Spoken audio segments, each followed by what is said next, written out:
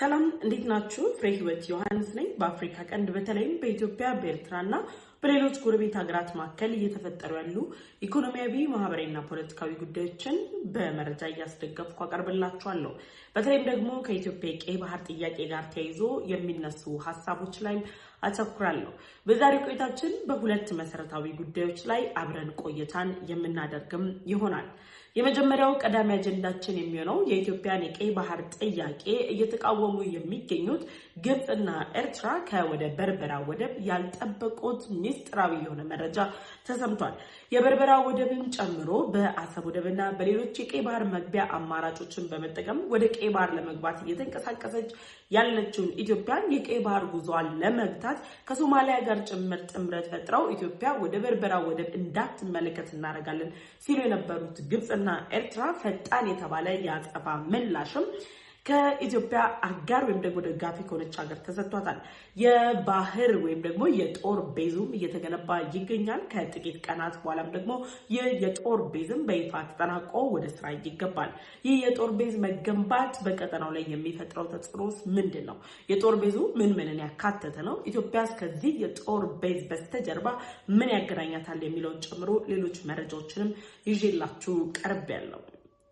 ሁለተኛው አጀንዳችን የሚሆነው በትግራይ ክልል ላይ ሁለተኛ ዙር ጦርነት ለመፍጠር እየተንቀሳቀሰ የሚገኘው ህወሓትን ሚስጥር ያጋለጠ እንዲሁም ደግሞ ህወሓት አሁን ላይ ለጦርነት ዝግጁ መሆኑን የገለጸበትን መግለጫና እያደረጋቸው ያሉ መድረኮችን መነሻ አድርገው የጠቅላይ ሚኒስትር ዶክተር አብይ አህመድ የምስራቅ አፍሪካ ጉዳዮች አማካሪ አቶ ጌታቸው ረዳ በኦፊሻል ኤክስ ገጻቸው ላይ በትግርኛ ቋንቋ ምላሽ ሰጥተዋል። ከኤርትራ ከሱዳን እንዲሁም ደግሞ ከህወሓት ጋር በተያያዘ ያፈነዱት ሚስጥር ምን ይመስላል የሚለውን ጨምሮ አሁናዊ የትግራይ ክልል ሁኔታን በተመለከተ መረጃ ይዤላችሁ ቀርቤያለሁ። ለዩቲዩብ ቻናል አዲስ ከሆናችሁ የደወል ምልክቷን ተጭናችሁ ቻናሌን ሰብስክራይብ በማድረግ ቤተሰብ እንድትሆኑ ጋበዝኳችሁ። ቻናሌን ሰብስክራይብ አድርጋችሁ ቤተሰብ ከሆናችሁ ላይክ እና ሼር በማድረግ ለወዳጅ ዘመዶቻችሁ እንድታጋሩ ጠይቃችኋለሁ። ወደ መረጃው ተሻገርኩኝ። አብራችሁ ይቆዩ።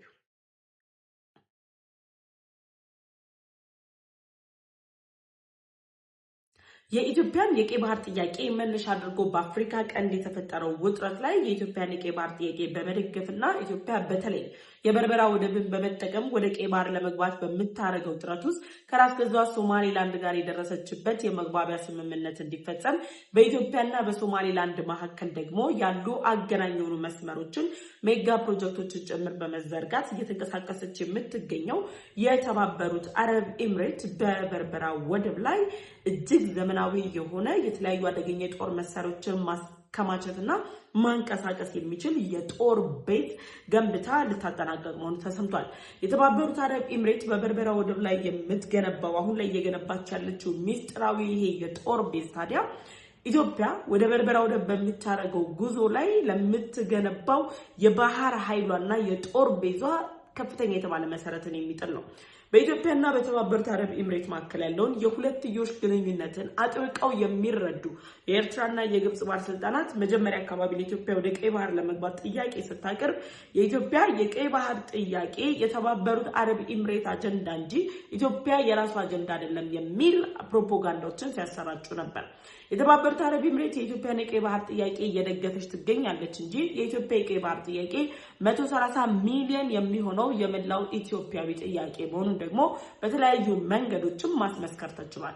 ታዲያ ከተባበሩት አረብ ኤምሬት እና በኢትዮጵያ መካከል ያለው የሁለትዮሽ ግንኙነት እነ ግብጽ፣ ኤርትራ ባሳለፍነው ሳምንት ላይ ሶማሊያን በመጠቀም የፈረሙት የመግባቢያ ስምምነት ወይም ደግሞ የፈረሙት የጋራ አቋም ኢትዮጵያ ወደ ቀይ ባህር እንዳትገባና ወደ ቀይ ባህር የማይካለሉ የትኞቹም ሀገራት ወደ ቀይ ባህር መግባት አይችሉም በማለት ጭምር የበርበራ ወደብን ማዕከል አድርገው ይፋ ያደረጉትን የጋራ መግለጫን የሚያፈርስና ላወጡት የጋራ መግለጫ ፈጣን የሆነ ያጸፋ ምላሽ የሚሰጠን እንቅስቃሴ የተባበሩት አረብ ኤምሬት አድርጋለች።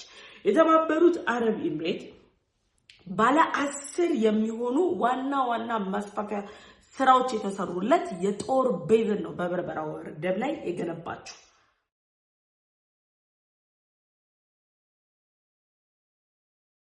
የተባበሩት አረብ ኤሚሬት ከገነባቸው የጦር ሰፈር በተጨማሪ ደግሞ አሜሪካ በቀጣይ በበርበራ ወደብ ላይ የጦር ሰፈሯን ልትገነባ የተለያዩ እንቅስቃሴዎችን እያደረገች ነው ያለችው።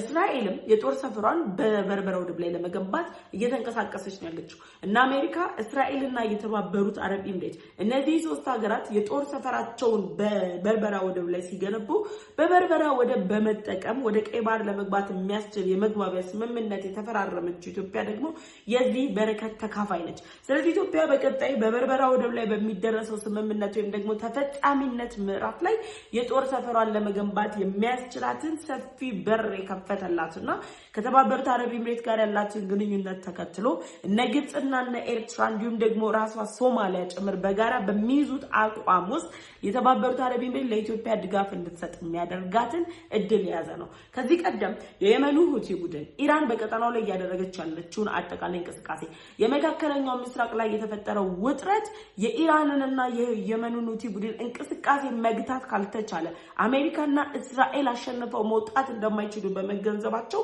እስራኤል ፈጣን የሆነ ያጸፋ ምላሽ ሰጥታ ለራስ ገዟ ሶማሌላንድ የሉዓላዊ ሀገርነት እውቅናን ሰጥታለች። እስራኤል አስቀድማ የሉዓላዊ ሀገርነት እውቅናን ስትሰጥ መነሻ ምክንያቷ የነበረው የየመኑ ሁቲ ቡድንን መቆጣጠር፣ መከላከል፣ በቀይ ባህር ላይ የራሷን የሆነ ብልጫ ማሳረፍ፣ የበላይነቷ ማስቀመጥ ነበር። ከዛ ባለፈ ግን ከእስራኤል ጋር ለአመታት ባላንጣ የሆነችው ኢራን ላይ ስትራቴጂካዊ የሆነ ብልጫ ለመውሰድ በርበራ ወደብን አስፈላጊነት እስራኤል ትረዳ ነበር። ከዛ በተጨማሪ አሜሪካ አሁን ላይ ለራስ ገዟ ሶማሌላንድ የሉዓላዊ ሀገርነት እውቅናን ለመስጠት ከጫፍ ደርሳለች እየተባለ እየተነገረ ባለበት በዚህ ወቅት ላይ የካይሮ ቤተ መንግስት ላይ ቁጭ ብለው እነዚህ ሶስት ሀገራት ሶማሊያ፣ ኤርትራና ግብጽ የጋራ አቋም መግለጫውን ካወጡ በኋላ የሳተላይት መረጃዎች የተባበሩት አረብ ኤሚሬት የገነባቸው 10 ዋና የማስፋፊያ ስራዎች የተሰሩለት የጦር ቤዝ ግንባታ በይፋ ከቀናት በኋላ ወደ ስራ እንደሚገባ ጭምር እየተነገረ ይገኛል። የተባበሩት አረብ ኤሚሬት በበርበራ ወደብ ላይ የገነባችው ወይም ደግሞ በበርበራ ላይ የገነባችው የጦር ቤዝ ለምንድነው ለነ ግብጽና ለነ ኤርትራ ስጋት የሚሆነው ከተባለ በዚህ የጦር ቤዝ ላይ የራዳር ቦታዎች አሉት፣ የድሮን ማኮብኮቢያዎች አሉት፣ የጂፒኤስ የተገጠመላቸው ወይም ደግሞ ጂአይቪ አውሮፕላኖችን ማጠራቀሚያ ሃንገሮች አሉት። ይሄ ማለት የተባበሩት አረብ ኤሚሬት የቀይ ባህርን ማዕከል አድርጎ ስትራቴጂካዊ የሆነ ጥቃት የሚፈጽም የትኛውም ኃይል ቅንጣት የምታክል ትንሽዬ ንፋስ እንኳን እንዳያገኝ የሚያደርግ ነው። ከዚህ በፊትም በተደጋጋሚ ነግሬያችኋለሁ። የጦር ቤዞች ሲገነቡ ዋነኛው የመገንባታቸው ዓላማ ወይም ደግሞ የሚገነቡበት ዋነኛ ምክንያት አንድን ሀገር ሉዓላዊነትን ማስቀጠል ብቻ ሳይሆን ኃያልነትን ለማስገዘብ ነው። ስለዚህ 10 ዋና የሆኑ ማስፋፊያዎች የተሰሩለት የድሮን ማከብከቢያ፣ የራዳር አውሮፕላኖችን የሚያንቀሳቅሱበት የጂአይኤ አውሮፕላኖችን የሚንቀሳቀስ ማከማቻ ያለውን የጦር ሰፈርን ገንብታ ያጠናቀቀችው የተባበሩት አረብ ኤሚሬት ለኢትዮጵያ የቀይ ባህር ጥያቄ የምትሰጠው ድጋፍ ኢትዮጵያ ወደ ባህሩ የበልጥ እንድትቀርብ ደን ደግሞ በአሜሪካና በእስራኤል በኢትዮጵያ መካከል የተደረሱ የቀይ ባህርን ደህንነት የማስጠበቅ ስምምነቶችን ተግባራዊነት እንዲረጋገጥና ኢትዮጵያ ጉልህ ሚና እንድትጫወት እድልን የሚሰጣት ነው። ይሄ ማለት የኢትዮጵያና የራስ ገዟ ሶማሌላንዱ የበርበራ ወደብ ስምምነት እነ ግብጽና ኤርትራ ወደዱም አልወደዱም፣ ሶማሊያ ፈቀደችም አልፈቀደችም በይፋ የሚረጋገጥበትና ኢትዮጵያም እንደሌሎች ሀገራት ሉዓላዊ ሀገርነት እውቅናን ስትሰጥ ደግሞ አሁን ላይ የአፍሪካ ህብረት እንደሚያሰማው ተቃውሞ ሉዓላዊት ሀገር አይደለችም እንደሚለው ሳይሆን ከዚህ በፊት ሞሳድ ባወጣው መረጃ መሰረት ራሱ የአፍሪካ ህብረት በ1960ዎቹ ላይ ራስ ገዟ ሶማሌላንድ ሉዓላዊት ሀገር መሆኗን ይፋ ያደረገበትን ሰነድ ጭምር ማስረጃነት በማቅረብ ኢትዮጵያ የሉዓላዊ ሀገርነት እውቅናውን ሰጥታ የተባበሩት አረብ ኤሚሬት በምትገነባው የጦር ቤዝ ወይም ደግሞ የጦር ሰፈር ላይ ጭምር የራሷን ጉልህ ሚና መጫወት የምትችልበትን እድል የሚያጎናጽፋት ነው። ስለዚህ በኢትዮጵያና በተባበሩት አረብ ኤሚሬት መካከል ያለው የሁለትዮሽ ግንኙነት ከዲፕሎማሲያዊ ጥምረት በተጨማሪ የጦር ጥምረት መሆኑን ማንም ያውቃል። የጦር ጥምረት እንዳለ ይታወቃል። የተባበሩት አረብ ኤሚሬት በኢትዮጵያ አጋር ነች። ኢትዮጵያ የጦር መሳሪያዎችን በግዢም በስጦታ ከተባበሩት አረብ ኤሚሬት ታልቃለች። ከነ ራሺያ ከነ እስራኤል ባመጣቸው ላይ ከተባበሩት አረብ ኤሚሬት አለ። የተባበሩት አረብ ኤሚሬት ከፍተኛ ቁጥር ያለው ኢንቨስትመንት ኢትዮጵያ ውስጥ አላት።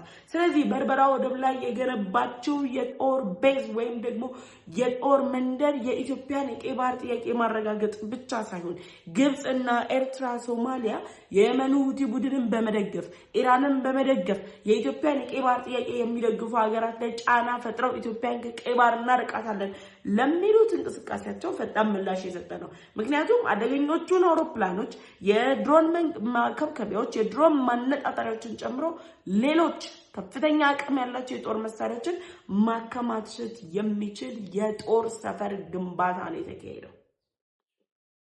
ስለዚህ የተባበሩት አረብ ኤምሬት የገነባቸው የጦር ሰፈር ምንድናቸው በውስጡ ያዘው ካልን የመጀመሪያው አስቀድሜ እንደነገርኳችሁ የአየር መከላከያ ሚሳኤሎችን መያዝ የሚችል ራዳር ቦታዎች ያሉት የጂአይቪ አውሮፕላኖችን ማከማቸት የሚችል ሌሎች ደግሞ ባንከሮች የተገጠሙለት ነው። ሌሎች ከፍተኛ የጦር መሳሪያዎችን ጭምር መታጠቅ የሚችሉ ባንከሮች ወይም ደግሞ ማጠራቀሚያዎችም ያሉት ነው።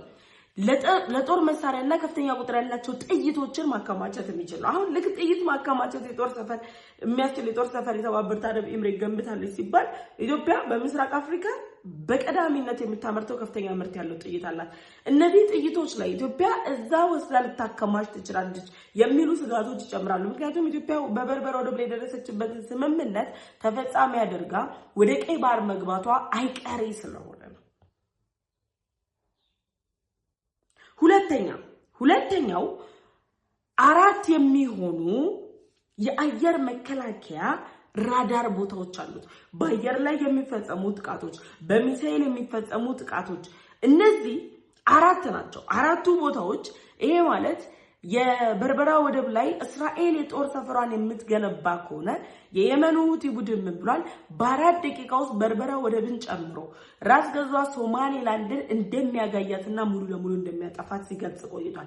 ስለዚህ እነዚህ 4 የሚሆኑ የአየር መከላከያ ደግሞ መቃወሚያ ራዳር ቦታዎች መኖር የየመኑ ሁቲ ቡድን እነ ግብጽና ኤርትራ የሚደግፉት የትኛውም ኃይል ያን አካባቢ በርበራ ወደብን እንዳይቆጣጠረው ጥቃት እንዳይፈጸምበት ያደርገዋል። ስለዚህ የተባበሩት አረብ ኤምሬት የምታደርገው እንቅስቃሴ ለአሜሪካም ሆነ ለእስራኤል እረፍትን የሚሰጥ ነው። ዘን ደግሞ ለኢትዮጵያ ጭምር እረፍትን የሚሰጥ ነው። ሌላኛው ምንድነው ካለን አዳዲስ የሆኑ የአውሮፕላን ማረፊያ ቦታዎች ተገንብተዋል። አውሮፕላኖች በበርበራ ወደብ ላይ በሚያርፉበት ጊዜ ከዚህ በፊት የተባበሩት አረብ ኤምሬት አውሮፕላኖች የሚያርፉባቸው ቦታዎች ነበሩ። አሁን ላይ ግን እነዚህ ከፍተኛ ቁጥር ያላቸው በድግግሞሽ የሚመጡ አውሮፕላን እንቅስቃሴዎችን ለማሳረፍ እንዲያስችል ምክንያቱም አውሮፕላኖቹ ከተባበሩት አረብ ኤምሬት የሚምጡ ከተባበሩት አረብ ኤምሬት እና ከሶማሊላንድ ጋር አጋር የሆኑ ሀገራት የሚያምጧቸው በሚመጡበት ጊዜ የሚኖር መጨናነቅ እንዳይፈጠርና አውሮፕላኖቹ በተጠበቀላቸው ጊዜ እንዲያርፉ የተሳለጠ የሆነ የመንገድ እንቅስቃሴ እንዲኖራቸው ተጨማሪ የሆኑ የአውሮፕላን ማረፊያዎች ወይም ደግሞ 6 አዳዲስ የአውሮፕላን ማረፊያዎችን ተገንብተውለታል። የተባበሩት አረብ ኤምሬት በበርበራ ወደብ ላይ እየገነባች ያለችው የጦር ሰፈር ከዚህ በተጨማሪ 6 የአውሮፕላን ማረፊያዎች ብቻ ሳይሆን 4 ማዕዘን የሆኑ ራዳር አንቴናዎች ተገጥመውለታል። ይሄ ማለት ለተለያዩ ደጋፊ ለአውሮፕላኑ ደጋፊ የሚሆኑ ተሽከርካሪዎችን እንቅስቃሴ ለመቆጣጠር የሚያስችል ብቃት ያላቸው ናቸው። በቀጣይ አሁን ይሄን ቪዲዮ ከሰራሁላችሁ በኋላ ወይ ነገ ላይ ወይ ደግሞ ነገ ላይ በእርግጠኝነት ስለዚህ የጦር ቤዝ ሙሉ በምስል የሚያሳይ ትንተና እሰራላችኋለሁ። ለራሱ ቪዲዮ በናሬሽን መልክ እሰራላችኋለሁ ምስሎችን እያሳየ የኔ ምስል ሳይገባ። አራተኛው ይህ ቦታ ላይ የድሮን ሃንጋሮች ናቸው። የድሮን ሃንጋሮቹ ከዚህ በፊት የነበሩትን በማፍረስ 2 ትልልቅ አዳዲስ የድሮን ሃንጋሮች ተሰርተዋል። አዲስ መጋዘን ተጨምሯል። 3ኛ ሃንገር ደግሞ እየታደሰ ይገኛል። ስለዚህ የተባበሩት አረብ ኤምሬት አሁን ባለው ሁኔታ ላይ ከፍተኛ የሚባል ዝግጅት ነው ያደረገችው። ይህንን ዝግጅት ስታደርግ ታዲያ ሌሎች ሀገራት እነ ሳውዲ እነ ሌሎች ሀገራት ከኤርትራና ከግብጽ ጎን የሚሰለፉ ሀገራት ሊቆም አይችሉም። ሳውዲና የተባበሩት አረብ ኤምሬት ብዙም የማይግባባባቸው ጉዳዮች ሊኖር ይችላሉ። የኢትዮጵያ የቀይ ባህር ጥያቄ ግን ሁለቱንም የሚያግባባና ከሁለቱም ህልውና ጋር የሚገናኝ ነው። ምክንያቱም ኢትዮጵያ በቀይ ባህር እንቅስቃሴ ላይ ያላት ስትራቴጂካዊ የተባለ ጠቀሜታም ስለሚታወቅ ነው። 5ኛው ምንድነው ካለን የጭነት ኮንቴነሮች አሉ። ከፍተኛ ቁጥር ያላቸው የጭነት ኮንቴነሮች አሉ። እነዚህ የጭነት ኮንቴነሮች በከፍተኛ ደረጃ ከ2025 ጀምሮ ነው የተጠናከሩት። 2025 ማለት እንግዲህ ባሳለፍነው ዓመት ነው። ያሳለፍነው ዓመት ማለት እስራኤል ለራስ ገዟ ሶማሊላንድ የሉዓላዊነት ዕውቅናን የሰጠችበት ወቅት ላይ ነው። በዛ ወቅት ላይ ሰልፎች ነበሩ፣ ጩኸቶች ነበሩ፣ ተቃውሞዎች ነበሩ። እነዚህ ተቃውሞዎች ጩኸት እንዳይፈጥሩና ከፈጠሩት ጩኸት በተጨማሪ ደግሞ የጭነት ሁኔታዋን አጠናክራ ኢኮኖሚያዊ ተጠቃሚነቷን ለማረጋገጥ እንዲያስችላት ከ2025ቱ ጊዜ በላይ የ100 ኮንቴነሮችን ቦታ የሚይዝ ማስፋፊያ ተጨምሮበታል። ይሄ ማለት ኢትዮጵያ የጅቡቲ ወደብ ላይ ያላትን ጥገኝነት ፊቱን አዙራ ወደ በርበራ ወደ ባዙራ ከሶማሊላንድ ጋር በደረሰችበት ስምምነት ኮንቴነሮቿን ወደዚህ እንድታሻሽል እንድታንቀሳቀስ የሚያስችላት። ስድስተኛ ይሄ የጦር ሰፈር የመሬት ውስጥ መዋቅር አለው። በመሬት ውስጥ አንደርግራውንድ የሚሄድ በጣም ስትራቴጂካዊ የሆነ ሌሎች ያልደረሱበት ሌሎች ሊያዩት የማይችሉት ግን ደግሞ ሌሎች ሀገራት በቴክኖሎጂ ርቀታቸው ከመሬት ውስጥ ገንብተነዋል የሚሉትን የያዘ ከመሬት ስር በታች ያለ 10 የሚሆኑ ባንከሮች ያሉት 10 የሚሆኑ ቦታዎችን የያዘ ከመሬት ስር የሚሰራ ስትራቴጂካዊ እንቅስቃሴ አለ። ሰባተኛ የጥይት ማከማቻ። ቅድም እንደነገርኳችሁ ነው ከፍተኛ ቁጥር ያለው ጥይት ይመረታል። ያን ጥይት ማከማቸት የሚችል ስትራቴጂካዊ ቦታ አለው። ደግሞ እነዚህ ሁሉ አጠቃላይ ሁኔታዎች በአንድ አካባቢ ላይ ነው በቁጥጥር ስር የሚሉት። የክትትል ጣቢያዎች አሉ። አውሮፕላኖቹ ምንጭ ነው ይገባሉ፣ አውሮፕላኖቹ ምንጭ ነው ይወጣሉ። በጥቅል የትኛው አውሮፕላን ገባ የትኛው አውሮፕላን ወጣ የሚለውን ሊቆጣጠር የሚችል የጭነት አውሮፕላኖች መቆጣጠሪያ ማዕከል አለው። ስለዚህ እጅግ ዘመናዊና ቴክኖሎጂን ተላብሶ እየተገነባ ያለው የተባበሩት አረብ ኤምሬት የጦር ሰፈር የጦር ቤዝ የኢትዮጵያ ባህር ኃይል ወደ በርበራ ወደብ ለሚያደርገው እንቅስቃሴ ተጨማሪ አቅም የሚወጣው ለኢትዮጵያ የባህር ኃይል ተጨማሪ ስልጠና ማግኘት የሚቻልበት ኢትዮጵያ የጦር መሳሪያዎችን ማግኘት የምትችልበት የበርበራ ወደብ ላይ ያላትን ስትራቴጂካዊ ሚና የምታሳድግበት ነው። ምክንያቱም የተባበሩት አረብ ኤምሬት በራስ ገዟ ሶማሊላንድ እና በኢትዮጵያ መካከል ያለው የሁለትዮሽ ግንኙነት ተጠናክሮ እንዲቀጥል እርስ በርስ ተያይዘው እንዲሄዱ ከፍተኛ ፍላጎት ያላት ሀገር በመሆኗ ነው። ስለዚህ ይሄ የጦር ቤዝ መገንባቱ ባሳለፈው ሳምንት አቋም ለያዙት ለነ ሶማሊያ፣ ለነ ግብጽ፣ ለነ ኤርትራ ፈጣን ምላሽ የሰጠና አሁን ላይ እሹሩሩ ብለው ወደ ማዕቀፋቸው ላይ ያስገባቸው የሚፈልጉ ከነ ኳታር ጋር ከነ ጆርዳን ጋር ከነ ሳውዲ ጋር ጭምር የግብጽ የውጭ ጉዳይ ሚኒስትር ሰሞኑን ውይይቶች እያደረጉ ነው። እነዚህን ሀገራት በሙሉ ጣልቃ መግባታቸው እንደማያዋጣቸውና ከኢትዮጵያ በተቃራኒ መቆም እንደሌለባቸው የሚያሳይ ነው። በቀጣይና አሜሪካና እስራኤል ደግሞ የጦር ሰፈራቸውን ሲገነቡ ምን ሊፈጠር ይችላል የሚለው የሁላችንም ጥያቄ ነው። በዚህ ጉዳይ ላይ ሀሳብ አስተያየታችሁ ኮሜንት ሴክሽን ላይ አሳውቁኝ። አስቀድሜ እንደነገርኳችሁ ነገ ላይ ግን ሙሉ ለሙሉ ይሄን የጦር ቤዝ የሚያስቃኝ የጦር መሳሪያዎቹን አይነት የማከማቻ ቦታዎቹ የኮንቴነሮቹ የአየር መቆጣጠሪያዎቹ ምን እንደሚመስሉ የሚያሳይ ቪዲዮ ሰርቼ ፖስት አደርግላችኋለሁ። ሁለተኛው አጀንዳችን የሚሆነው የጠቅላይ ሚኒስትር ዶክተር አብይ አህመድ የምስራቅ አፍሪካ ጉዳዮች አማካሪ አቶ ጌታቸው ረዳ የህዋትን ሚስጥር ያጋለጠ ደግሞ ህዋት እንዳበቃለት የሚያመላክት ወይም ደግሞ ህዋት የማብቂያ ምዕራፉ ላይ መድረሱን የሚያሳይ መልእክትን የያዘ መልእክታቸውን በኦፊሻል ኤክስ ገጻቸው ላይ በትግርኛ ቋንቋ አጋርተዋል። አቶ ጌታቸው ረዳ በተደጋጋሚ ያስቀድመው እንደገለጹት ህዋት ለትግራይ ህዝብ የማይበጅ ብቻ ሳይሆን ለራሱ የማይበጅ እርስ በርሱ ልክ እንደ ማሌዥያ ጉንዳን ያበጠ ሄዶ በራሱ ሆርሞን አማካኝነት ፈንድቶ ራሱን እንደሚያጠፋው የማሌዥያ ጉንዳን የሚመሰል ስብስብ መሆኑን ገልጸዋል። አሁን ላይ ህዋት በውስጡ ካለው መርዛማነት አንፃር የማሌዥያ ጉንዳን ጋር የሚያያዝ ነው። የማሌዥያ ጉንዳን ከዚህ በፊት አስቀድሜ ልንገራችሁ አላስታውስም፣ ግን በጣም ቢጫማ የሆነ በጣም መርዛማ የሆነና የሚያቃጥል እንትን አለው የባህር ያለው የመርዛማነት ባህር ያለው ከዚህ ከአንገቱ እስከ ሆድቃው ድረስ ውስጡ ላይ ያለ ፈሳሽ አለ። ያም ፈሳሽ ከሌሎች አውሬዎች ጋር ግጭት ውስጥ በሚገባበት ጊዜ ሲሸነፍ ወይም ደግሞ ጥቃት ሲደርስበት ሽንፈቱን አምኖ መቀበል ሳይፈልግ ሲቀር በሚመነጨው ሆርሞኑ አማካኝነት እየተወጣጠረ ሄዶ ያ አይደለም ለሌሎች አካል የሚጎዳውን መርዙን ራሱ ይጠጣዋል፣ ወደ ራሱ ውስጥ ይፈነዳል። ደግሞ ያ ሲፈነዳ ራሱ ፈነዳቶ እንዲሞት ያደርገዋል።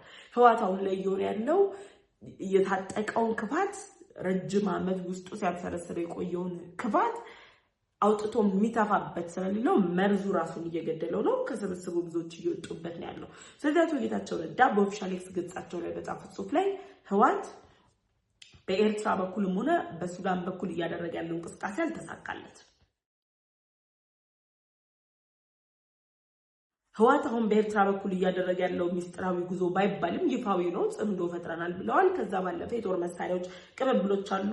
ቲ51 እና ቲ44 የተባሉ የጦር መሳሪያዎች የኤርትራ እጅግ ያረጁ ጡረታ በመውጫ እድሜያቸው ወደ ጦር ሜዳ የገቡ የኤርትራ ጀነራሎች ለህወሓት ስምሪት እየሰጡ መሆናቸውን የሚያሳይ በምድራቸው ላይ በኤርትራ ምድር ላይ ጦርነት እንዳይከፈት በኢትዮጵያ ምድር ላይ ጦርነት እንዲሆን ያን ጦርነት ደግሞ ለማስፈጸም መከራ የተረገመ መከራ ያለበት ህዝብ ይመስል የትግራይ ህዝብ ላይ የጦርነት ማዕትን ለማውረድ እየተዘጋጁበት ይገኛል። ከኤርትራ በኩል የተፈጠረው ጥምረት ኤርትራ እቅዷን ለማሳካት ኢትዮጵያን ለማስቆም የጥፋት አጀንዳዋን የምታስፈጽመው በትግራይ ክልል ላይ ነው። ያን ለማስፈጸም ህወሓትን መርጣለች። ከሱዳን የእርስ በርስ ጦርነት ጋርም ለጀነራል አልቡርሃን የሱዳን ጦር የኤርትራ ወጣቶች ብቻ ሳይሆኑ የሚገበሩት የትግራይ ወጣቶችም ሊገበሩ ይገባል በማለት ህወሓት ከፍተኛ ቁጥር ያላቸው የትግራይ ተወላጆችን እየገበረ ትግሉን አደርጋለሁ ብሏል። ዜን አት ዘ ኤንድ ኦፍ ዘ ዴይ ላይ መቀሌ ከተማ ላይ ጨምሮ በሌሎች የትግራይ ክልሎች ህወሓት እያደረገ ባለው ስብሰባ አዲስ አበባ ላይ የተካሄደው የተቃውሞ ሰልፍ አላስደነገጠኝም ወይም ደግሞ እኔን አይመለከተኝም ምንም የተፈጠረ ነገር የለም ሲል ከቆየ በኋላ ለዛ ያጸፋ ምላሽ በሚመስል መልኩ ትግራይ ክልል ላይ ውይይት እየተደረገ ያለው ህዝባዊ ውይይት ብለው ውይይቱ ግን የህወሓት ካድሬዎች፣ የህወሓት አጨብጫቢዎች፣ የህወሓት አጃቢዎች በጋራ በመሆን የሚያደርጉት ውይይት ነው። አሁን ምንድነው እየፈጠረ ያለው? ህወሓት በኢትዮጵያ ውስጥ የሚንቀሳቀሱ የፌዴራል መንግስቱን የሚቃወሙ ጦርነት ቁርሳቸው የሆነ ከጦርነት ውጭ አጀንዳ የሌላቸው ከመከፋፈል ውጭ አጀንዳ የሌላቸው ታጣቂ ኃይሎች እባካችሁኑ ተቀላቀሉኝና 4 ኪሎን እንቆጣጠር ነው። ለትግራይ ህዝብ ሉዓላዊነት፣ ለትግራይ ህዝብ ነፃነት፣ ለትግራይ ህዝብ ፍትህ፣ ለተፈናቃዮች መመለስ ነው የምታገለው ሲል የነበረው ህወሓት አሁን ላይ በይፋ ወጥቶ ህልሙ 4 ኪሎ ስልጣን መሆኑን አረጋግጧል። አቶ ጌታቸው ረዳም ይሄንን ነው ያሉት።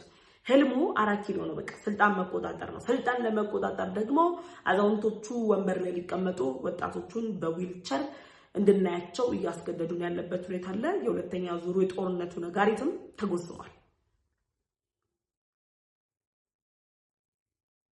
ታጣቂ ኃይሎችን ኑ እንሰባሰብና በጋራ ሆነን ፌዴራል መንግስቱ ላይ ጥቃት እንፈጽም፣ ፌዴራል መንግስቱን እናጥቃው እያለ ያለው ህወሓት ፌዴራል መንግስቱ ላይ ጥቃት ከመፈጸምን በዘለለ ኢትዮጵያን የማፍረስ አጀንዳ ስለሆነ ያለው ከሌሎች ኃይሎች ጋር ተባብሮ እየሰራ ነው ያለው። ከዚህ ቀደም አቶ ጌታቸው ረዳ ምን ብለዋል? በሐሳብ ደረጃ እንኳን አንግባባም ነበር ህወሓት ውስጥ ሐሳብ አይደለም በአማርኛ ደረጃ ማይግባቡም ነበር፣ በቋንቋ ደረጃ ማይግባቡም ነበር። አሁን ባለው ሁኔታ የትግራይ እናቶችን ወደ እስር ቤት እየጣሉ የትግራይ እናቶችን ዘብጥያ እያወረዱ የትግራይ እናቶች ላይ መከራ እያወረዱ ህወሓት ለትግራይ ህዝብ ታገላለሁ ሲል ከቆየ በኋላ በፕሪቶሪያው ስምምነት ማከል መሰረት እንግዲህ ፕሪቶሪያው ስምምነት አንዱን አፍርሼ ወደ ጦርነት ልገባ ነው ሲል የነበረው ህወሓት የተፈናቃዮችን ጉዳይ በማንሳት ነበር። ስለዚህ አሁን ባለው ሁኔታ ተፈናቃዮች ወደ ቀያቸው ይመለስ የሚል ጥያቄ ሳይሆን ህወሓት ይዞ እየተንቀሳቀሰ ያለው 4 ኪሎ ገባለው የሚል ነው። 4 ኪሎ ደግሞ የሚገባ ጉዳይ አይደለም። 4 ኪሎ ላይ የኢትዮጵያ ህዝብ ህወሓትን አቀሮ ተፍቶት ሲገዛ የነበረውን አምባገነናዊ ስርዓት አንቀበልም ብሎ ህወሓት አያስፈልገንም ብሎ ህወሓት ላይ ሰፊ ትግል ሰፊ ተቃውሞ ሲደረግ ነበር። ዛሬ ምናልባትም ህወሓትን እየደገፉ ያሉ አክቲቪስቶች፣ ህወሓትን እየደገፉ ያሉ መቀመጫቸውን የተለያዩ ዓለም ሀገራት ያደረጉ ግለሰቦች ህወሓት አውሬ ነፍሰ ገዳይ ነው፣ ነፍሰ በላ ነው፣ ኢትዮጵያን እየጨቆነ ነው የሚል ዘመቻን ሲከፍቱ የነበሩ አካላት ዛሬ ላይ ከህወሓት ጋር አብረው መሆናቸው እኔ ያስገርመኛልና እነሱ ሁሉ የተቃወሙት የኢትዮጵያ ህዝብ ተቃውሞት ህወሓት ከኢትዮጵያ ጫንቃ ላይ ሊወገድ ይገባል የተባለው ስብስብ የኢትዮጵያ ህዝብ ናፍቆኛል 4 ኪሎ መግባት አለብኝ ብሎ 4 ኪሎን ዓላማ አድርጎ ሲንቀሳቀስ 4 ኪሎ መግባት ለብቻው የሚታሰብ አልሆነለትም። አሁን በጣም መግባባት ያለብንና አንድ መቀበል ያለብን እውነት አለ። መግባባት ያለብንና አንድ መቀበል ያለብን እውነት ብዬን የማነሳው አንድ ጉዳይ ቢኖር ህወሓት 4 ኪሎ ለመድረስ በኢትዮጵያ ውስጥ የሚንቀሳቀሱ ከፌዴራል መንግስቱ በተቃራኒ ቆሙ ታጣቂ ኃይሎችን ብቻ ሳይሆን ከጎኑ ማሰለፍ ያለበት አብሮኝ ነው አጋሪ ነው የሚለው የትግራይ ህዝብንም ና አብረኝ ተሰለፍ የሚል ጥሪ ማቅረብ አለበት። ምክንያቱም የትግራይ ህዝብ አሁን ባለው ሁኔታ ከህወሓት ጎን አንሰለፍም ብሏል። ጦርነት አንፈልግም፣ ልጆቻችንን አንቀብርም፣ ልጆቻችንን ለጦርነት አንማግድም እያለ ይገኛል። በቅርብ ጊዜም አንድ ጀነራል ያደረጉት ንግግር አለ። የህወሓት ጀነራል እንግዲህ በከተማ ማስተር ፕላን ከተማ ሲለማ ሌሎች መሰረተ ልማቶች ሲሰሩ መንገዶች ሲሰሩ እናውቃለን። የውሃ የስልክ ሌሎች አገልግሎቶች ጭምር የሚያገኙበት መንገድ ሲለማ አይተናል። በትግራይ ክልል ግን ከእያንዳንዱ ትግራዋይ ቤት ውስጥ ምሽግ እንዲቆፈር፣ ምክንያቱም ትግራይ እድሜዋ ሙሉ የተፈጠረችው ለጦርነት ነው የሚል ምልከታ ወይም ሀሳብ ያለው የህወሓት ስብስብ ወደ ጦርነት ለመማገድ ትግራይ ክልልን በሚያደርገው ጥረት ምሽግ እንዲቆፍሩ፣ ምሽግ ከመቆፈርም ባለፈ ደግሞ እያንዳንዷ የትግራይ እናት ልጇን ለጦርነት አውጥታ እንድትማግድ ወደ ጦርነት እንድታስገባው የተለያዩ ጥረቶች እየተደረጉ ነው ያሉት። መልእክታቸውን በይፋ አስተላልፈዋል። ተከተሉን አብራችሁን ሆኖ አይደለም እያሏቸው ያሉት፣ ዋጋ መክፈል አለባችሁ፣ ምክንያቱም ህልማችን 4 ኪሎ ነው እያሉት ነው ያሉት። የትግራይ ህዝብ ከዛሬ 2 እና 3 ዓመት በፊት የህወሓት ዓላማ ብሎ ይረዳ የነበረው ለትግራይ ህዝብ መብት መከበር የሚሟገት ለትግራይ ህዝብ ነፃነት የሚሟገት ድርጅት ነው ብሎ ነበር የሚያምነው። ግን አይደለም ያልሆነም። አሁን ህልማቸው 4 ኪሎ ነው። 4 ኪሎ ለመግባት ደግሞ እነ ግብፅና እነ ኤርትራን እነ ሱዳንን ተጠቅመው ከነሱ ጋር አብረው በማበር ኢትዮጵያ የምትባል ሀገር አፍርሰው የመንቀሳቀስ ፍቃድ ነው ያላቸው። ሀገርን በድህነት ውስጥ በሰቆቃ ውስጥ ማስቀመጥ የረጅም ዓመት ልምዳቸው ነው። አምባገነናዊ ስርዓትም የተካኑበት ነው።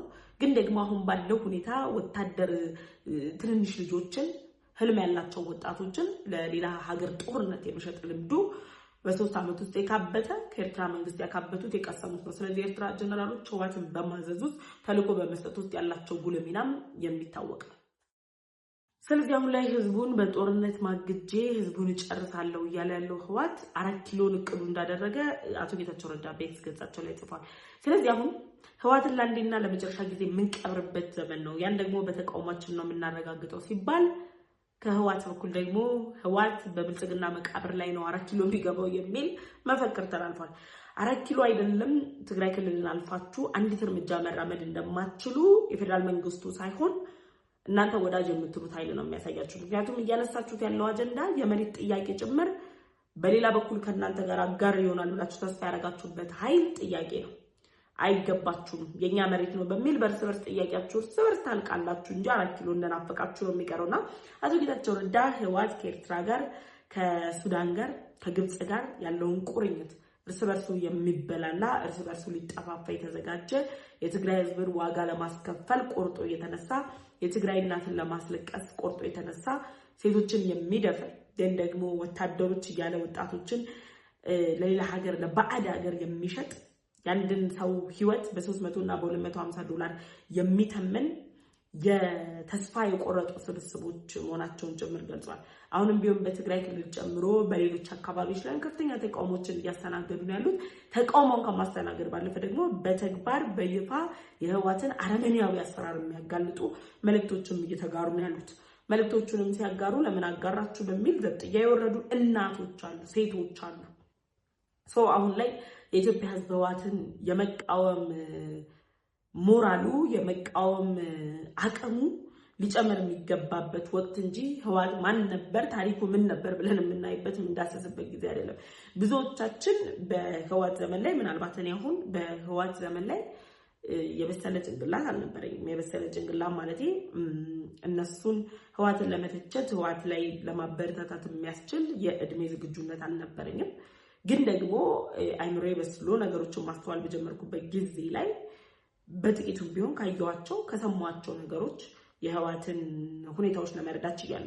ግን በትክክል ቁልጭ አድርጎ የህወሓትን አስከፊነት አይደለም ለእድሜያቸው ለከፍ ላሉት ይቀርና ለዚህ ትውልድ ደግሞ ያለፈው 3 ዓመት ጦርነት ማሳያ ነው።